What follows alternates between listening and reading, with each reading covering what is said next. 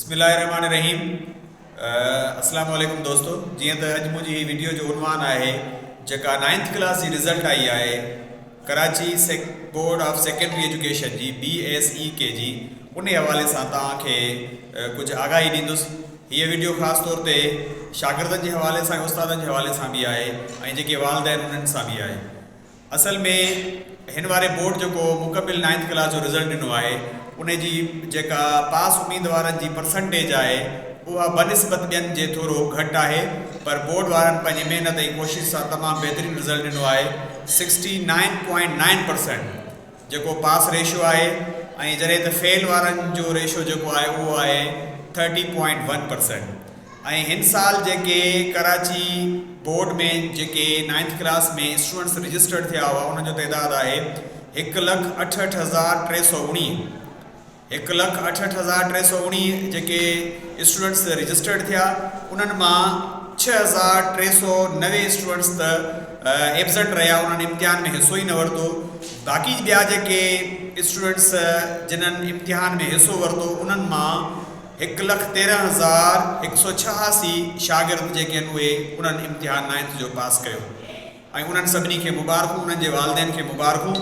पर इहा ॻाल्हि सोचण जी आहे त हिन साल जेको आहे 48,740 शागिर्द जेके उहे इम्तिहान के पास न करे सघिया 9th क्लास वारनि जे लाइ। जीअं त इहा बोर्ड वारनि जी हूंदी आहे त पहिरियां मैट्रिक जो रिज़ल्ट ॾिनो वेंदो आहे, उन खां पोइ 9th जो रिज़ल्ट ॾींदा आहिनि। इन साल भी दिसंबर में 9th जो रिज़ल्ट आयो आहे, तंहिंजे करे कुझु ॿार जेके आहिनि उहे हिकिड़े पेपर में फेल थिया आहिनि, उन्हनि जो बि इशू न आयो, हिकिड़े पेपर जी 2-3 महीननि में तैयारी करे सघनि था। पर कुछ जेके ॿार आहिनि उहे 2 में फेल थिया आहिनि, कुछ जेके शागिर्द उहे 3 में, 4 में, 5 में, 6 में। मिसाल के तौर ते जेके स्टूडेंट्स जिन्हनि सिर्फ़ हिकिड़ो पेपर पास किया है उनजो तइदाद आहे 1,594। हाँ इन्हनि वीचारनि खे तो डबल ट्रिपल मेहनत करनी पवंदी। हालांकि वो पंहिंजे स्पेस सां मैट्रिक क्लास की तैयारी कनि पिया। हाँ उन्हनि खे ख़बर पई तो उन्हनि खे 6 पेपर ॿिया बि ॾियणा। हालांकि हाँ बाक़ी टाइम जो है जनवरी, फरवरी, मार्च, अप्रैल 4 महीना उन्हनि खे इन्हनि में तैयारी करनी है। तंहिंजे करे उन्हनि खे एक सुठी गाइडलाइन ऐं बेहतर मनसूबे सां इन जी तैयारी करे सघंदा।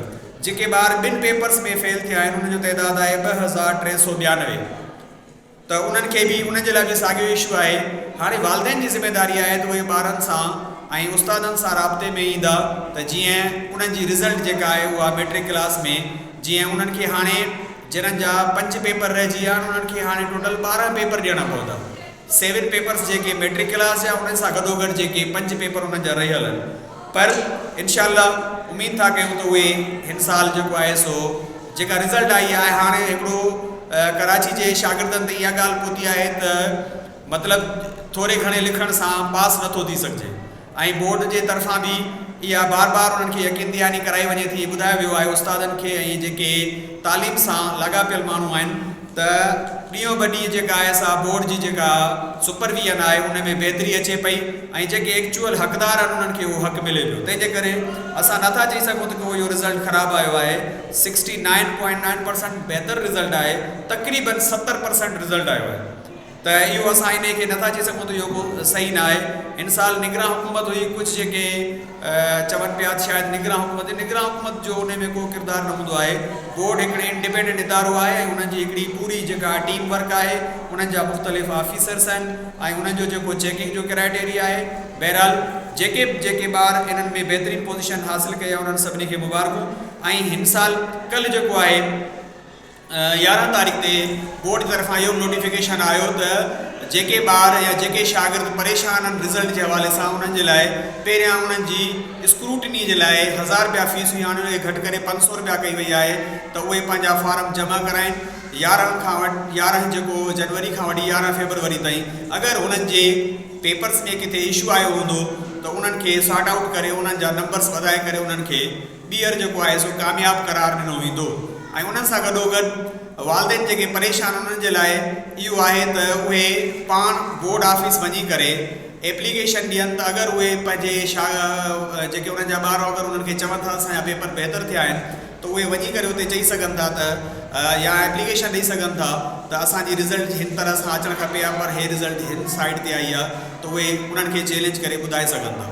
बहरहाल असां सभिनी शागिर्दनि उस्तादनि जे लाइ इहो फ़िक्र जो लम्हो आहे त असां कराची जहिड़े शहर में इंटरनेशनल सिटी आहे उन में रही करे अगरि 48,740 ॿार फेल थिया आहिनि त इहो जीअं हिकिड़ो मशहूरु मुहावरो आहे इंग्लिश जो, if a child fails the system fails.